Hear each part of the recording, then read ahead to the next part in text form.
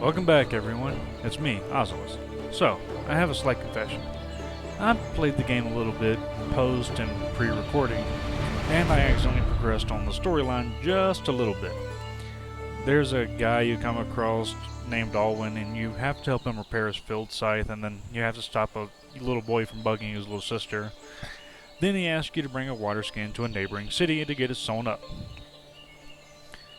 Now, the other thing I did was I built up this town, and now instead of a house, we have a stone house, a wooden house, a resource storage, a barn, and a garden. I personally think the barn is better than the food storage, especially in the early game, because in the early game you can only have one house, and instead of building a food storage that can supply multiple houses, just take the food you're going to put in the food storage and put it in their chest in their house, and then they have their food, so there's no need to actually build the food storage. And with the barn, when you plant a garden, you can have the villagers actually harvest the garden instead of having it go to the food storage. Now, one other thing I did was I sold a lot of stuff, got money, spent the money, and I got a scythe. A scythe is very useful for the garden because it allows you to harvest wheat and rye and oats and flax. And the bad thing is, the scythe, our only way to get it early game is to pay our man Uni 600 gold. Now, one last thing I did was I got a guy into our city. I meant to record that, however, I kind of missed out. Anyways, let's get started. Alright, so here's the before shot with our single house, and this is our after shot. So there's our first house right here, the stone one, our second house, the wood one, our barn and garden, and last but not least, our resource storage. Now, as you see, my Chapter 2 requirements have jumped down quite a bit in the transition between the first shot and this shot. We've already placed our rabbit cage, we've built a wooden spear, we've built a skinning knife, and placed a rabbit trap. Now, the rabbit traps do one of two things. One, they provide you a passive source of meat and a passive source of leather. Fur. Fur, right now, we are going to be unable to use until we progress in the storyline a little bit more. And as far as the rabbit or the meat goes, we can put that in the houses, and they can use the little campfire inside the house in order to build just make some dried meat.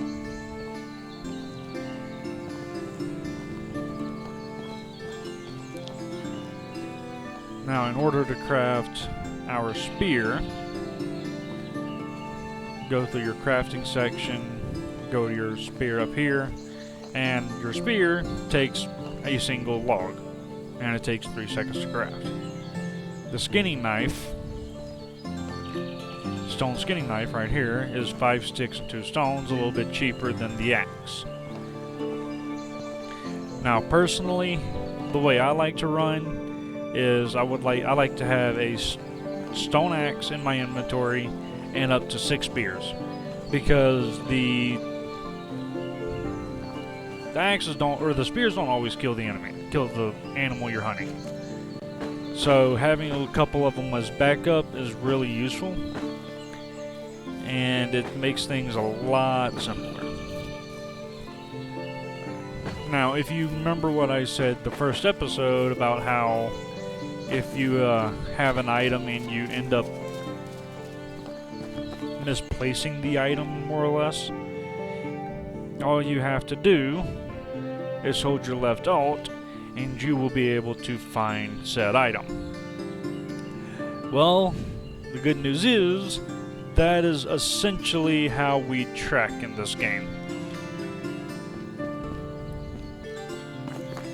You see your target your quarry, whatever you want to call the beautiful beast you're hunting is. Now, the spear, it sucks as far as hunting goes, but you work with what you got. Alrighty, you see how I kind of stuck him with the spear there? If I press left alt, you can see the wooden spear and where it's located, and as long as it's still within him, he'll run with the spear and you'll be able to track him.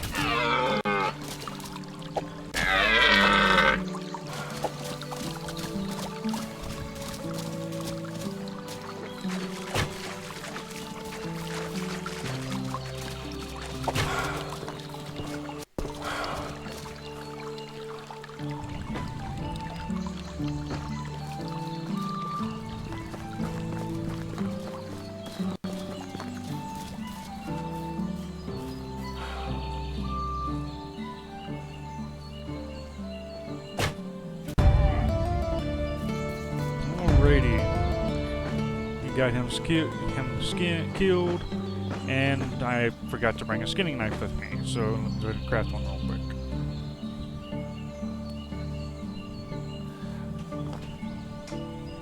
Make sure you bring your skinning knife when you go hunting, because, well, if you don't bring your knife, you can't really do anything.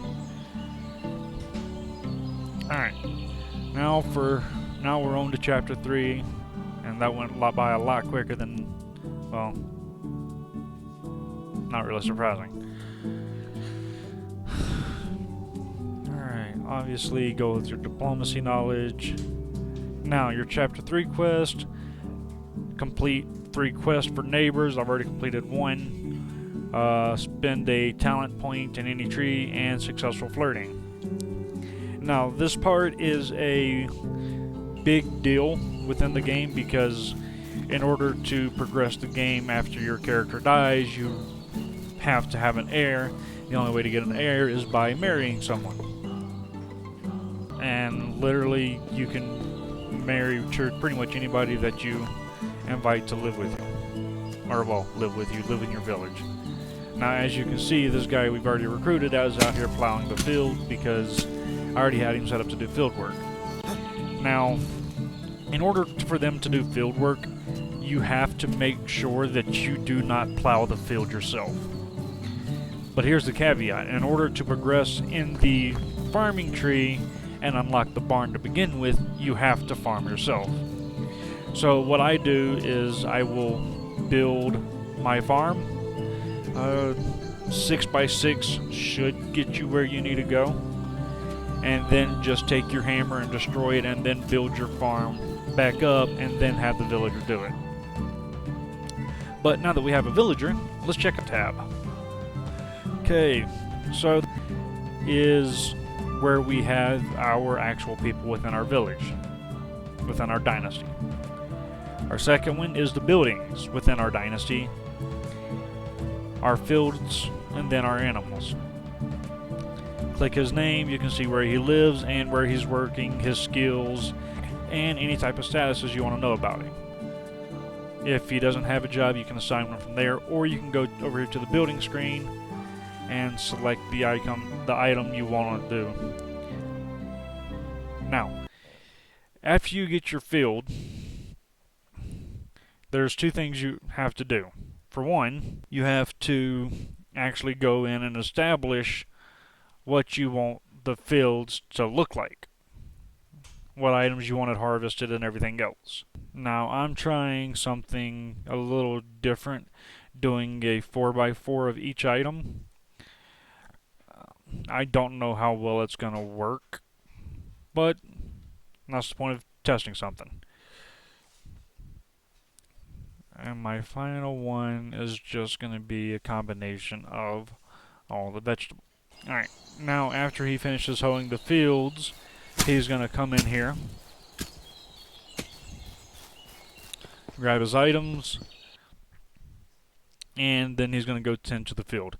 As long as you have a bag and a hoe and a scythe in there, you don't need anything else. He will handle everything else for you.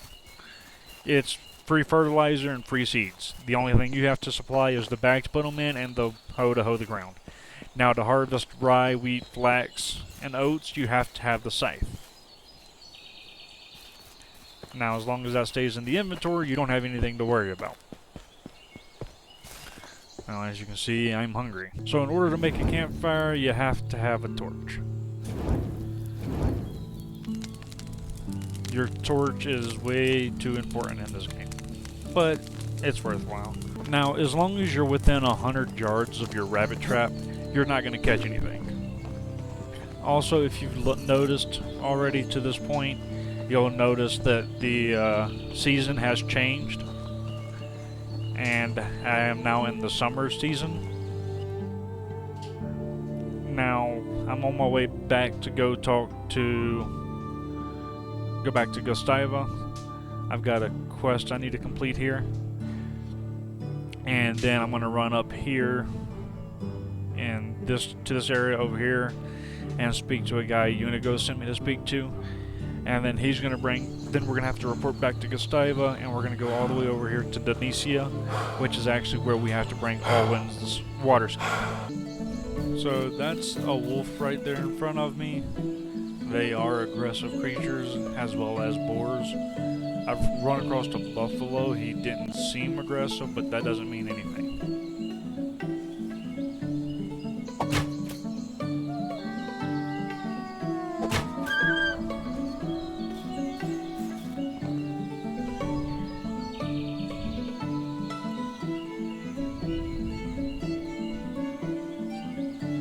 And here's our man, Sambor.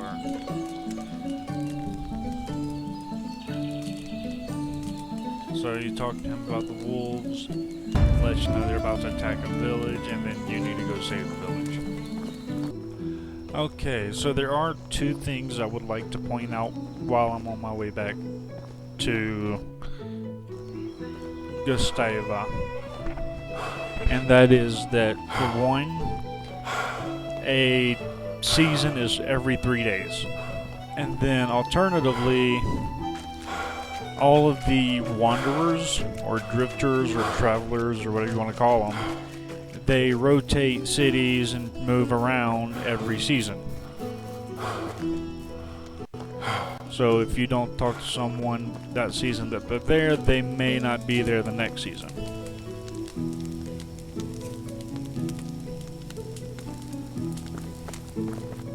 But then again, you might also get lucky. Yeah, see, he just gave me fur.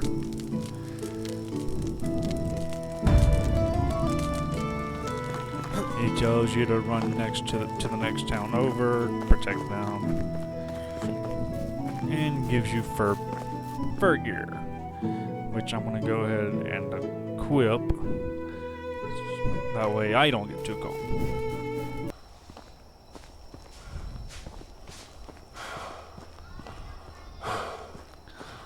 Alrighty, it seems like our guy has finished tending to the field.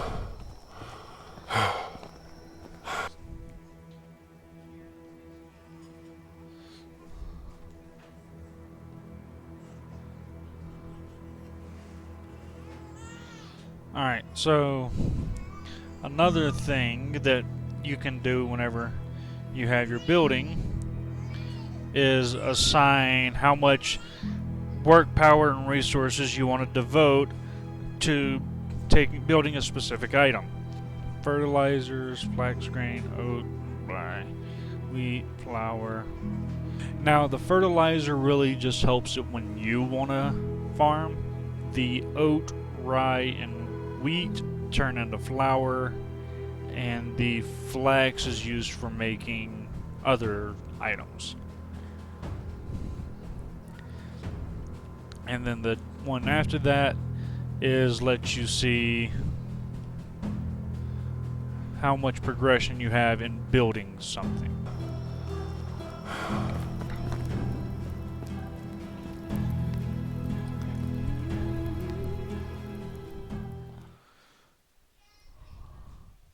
Oh, nope, it's fall.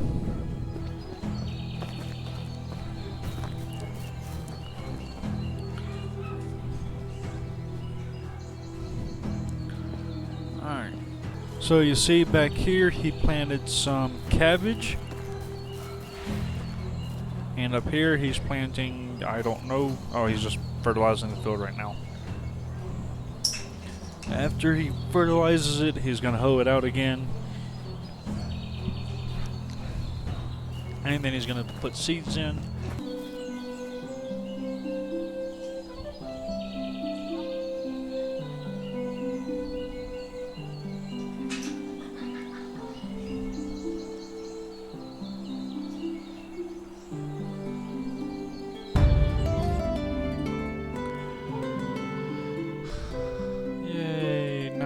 Harvest wood for this guy. Now he wants 40 logs in order to progress with this part of the story. Again, you can only carry up to like 7, 8 logs before you get over encumbered. So there really is no good way to do this, so I'm going to end up skipping this part just to save time. Alright, that was a nice time skip, wasn't it? Now, if you notice in the upper left-hand corner how it looks like there's 2 things of logs up there, that's the firewood symbol. And how it has that little red one, that means that we have a villager that needs firewood for his home in order to be happy. Now, as you see, I just turned this in. I gotta go speak to someone else here, and she's gonna give me some food, and then I gotta go report back to Unighost. Now, as far as wood goes, you can either A, stock your houses up or the resource storage with actual wood themselves, or you can do something a little different and stock the storage with firewood. Firewood provides far more happiness and lasts a lot longer than normal wood does. So in the long run it makes them happier. However, it's easier to obtain just regular wood. However, once you build the woodcutter shop, you can actually choose to make firewood itself out of nowhere. So you can have him collect sticks, logs, and firewood. And then he'll stock the resource storage automatically. Oh, there is one correction I need to make to last time's video.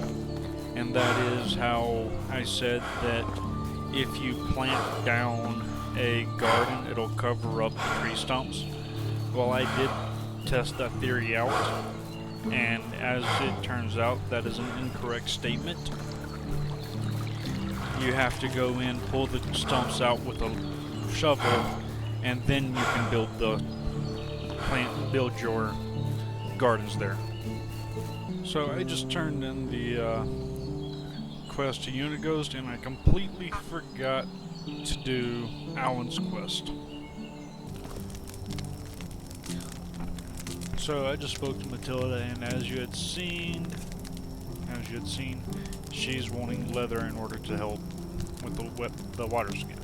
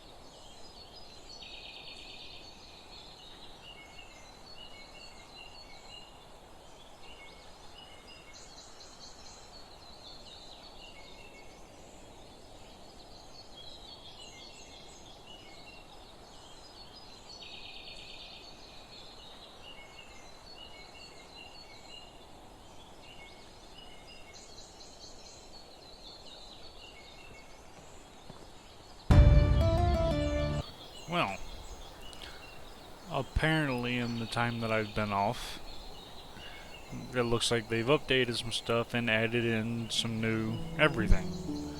No new buildings, no new resources. It doesn't look like some new storages, or might have added some new farming, I can't really tell. And they added in a fishing hut.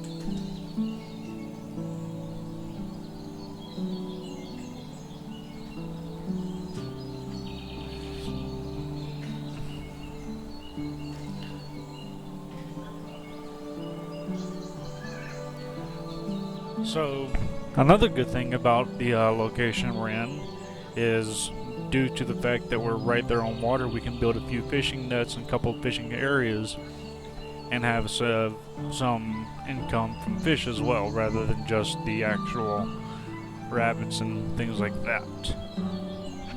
Now, in order to progress anywhere, we have to get another building, which means we have to go to sleep. But we can't sleep for another 6 minutes. So I'm going to go ahead and end this episode here, and we will pick it up some other time. Hope you've enjoyed it today, and we'll catch you next time on Medieval Dynasty Early Access.